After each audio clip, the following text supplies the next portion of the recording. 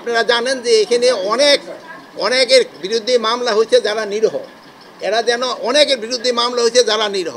এখন কোনো নিরপরাধ ব্যক্তি যেন আইনের আওতায় না আসে, এই জন্য আমরা সর্বাত্মক চেষ্টা করে যাচ্ছি। এই জন্য আপনাদের একটু সাহায্য এবং সহযোগিতা দরকার, যেহেতু আপনারাও জনগণকে একটু সচেতন করবেন। এখানে দেখা গেছে যে ওই পয়সার লোভে আসামি করে দিচ্ছে, এই তোমার আসামি করে দিব, নালে কিন্তু এত টাকা দিতে হবে। এই জিনিসটা কিন্তু আপনারা বন্ধ করতে হবে। আরেকটা হলো সমাজের যে একটা অসহিষ্ণু হয়ে গেছে। এখন দেখা গেছে একটা ঘটনা ঘটতেছে, এই ঘটনা ঘটার সময় সবাই করে নাকি ভিডিওটা নিয়ে ব্যস্ত থাকে, কিন্তু ওইটা প্রতিহত করতে আসে না। আগে আপনি দেখতেন একটা বাচ্চা পড়ে গেলে লঞ্চে থেকে আর একজন ভাই লাভ দিয়া বাচ্চাটা উঠানোর জন্য চেষ্টা করতো, কিন্তু এখন হয়তো কি দেখবেন যে সে করবে না, আর লাভ না দিয়ে ওই ছবি উঠানোর চেষ্টা করবে।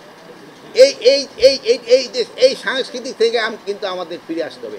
আমাদের যে বুড়া অনেক ভাইরা আছে যারা, আমিও যদি মনে হয় বয়স সবচেয়ে বেশি, অন্যের আগের দিনে কিন্তু একটা অপকর্ম কেউ করতেছিলে এটা একটা প্রতিহত করতো কয়েকজন দাঁড়ায়। এখন কিন্তু এই জিনিসটা কমে গেছে।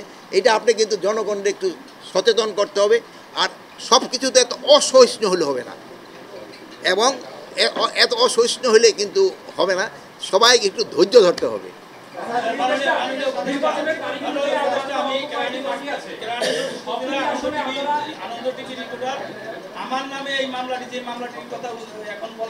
এখন আর পার্টিকুলার শোনেন, এই পার্টিকুলার তো একটা শোনেন, এটা তো ফাইনাল রিপোর্ট দিয়েছে বলতেছে।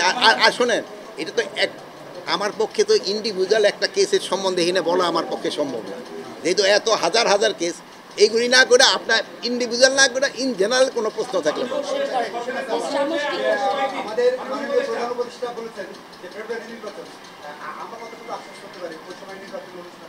শোনেন আমি কথা শেষ করতে দেন।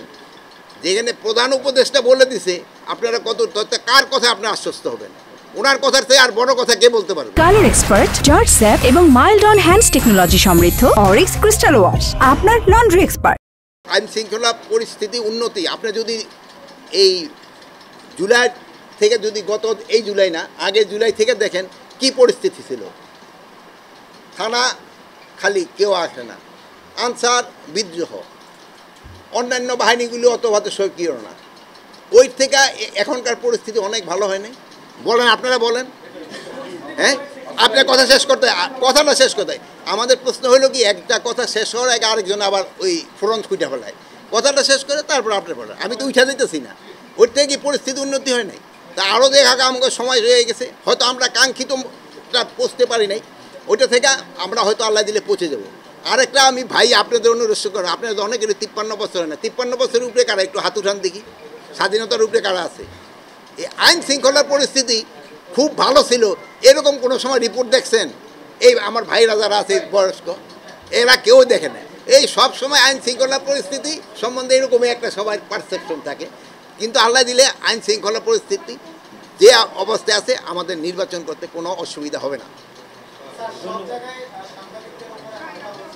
কোনো এই জায়গায় সাংবাদিকদের উপর হামলা হয়েছে, শুনে, যে জায়গায় সাংবাদিকদের উপর হামলা হয়েছে ওই জায়গায় আমরা কিন্তু তাদের আইনের আওতায় নিয়ে আসছি। এই জন্য আমি বলতেছি, শুধু সাংবাদিক না, সাধারণ জনগণের উপরে যেন হামলা না হয়, এই জন্য কিন্তু আমাদের সবারই এটা প্রতিকার। এটা কিন্তু আমাদের একটা কোনো একটা কাছে একটা অঘটন ঘটতে থাকলে এটার প্রতিহত করতে কিন্তু আমাদের একটা ইমানই দায়িত্ব। যারা এটার সাথে জড়িত তাদের আমরা আইনের আওতায় নিয়ে আসবো। আপনি যেটা কথা বলছেন এটা আমি অস্বীকার করব না, এটার ক্ষেত্রে কিন্তু আমরা অনেকেরই কিন্তু আইনের আওতায় নিয়ে আসছি। বড়গুলিতে কিন্তু আমরা আইনের আওতায় নিয়ে আসতেছি। এই ছোটো চুনা পুঁঠিগুলিকে আমরা আইনের আওতায় নিয়ে আসবো। চাঁদাবাজ কাউকেই ছাড় দেওয়া হবে, আর চাঁদাবাজের সাথে যারা জড়িত উপরের লেভেলেও আছে তাদেরও ছাড় দেওয়া হবে।